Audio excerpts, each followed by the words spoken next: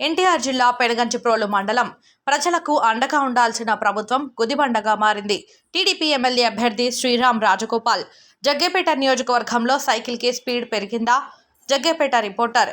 ఎన్నికల ప్రచారంలో భాగంగా ఈరోజు పెనుగంచిప్రోలు మండలం ముచ్చింతల లింగగూడెం గ్రామాలలో టీడీపీ, బీజేపీ, జనసేన పార్టీల నాయకులు, కార్యకర్తలతో కలిసి టీడీపీ జాతీయ కోశాధికారి, జగ్గేపేట నియోజకవర్గ టీడీపీ, బీజేపీ, జనసేన పార్టీల ఉమ్మడి ఎమ్మెల్యే అభ్యర్థి శ్రీరామ్ రాజగోపాల్ తాతయ్య పర్యటించారు. సంక్షేమ పథకాలను వివరిస్తూ ప్రజల నుంచి సమస్యలను అడిగి తెలుసుకుంటూ సూపర్ 6 పథకాలను వివరించారు.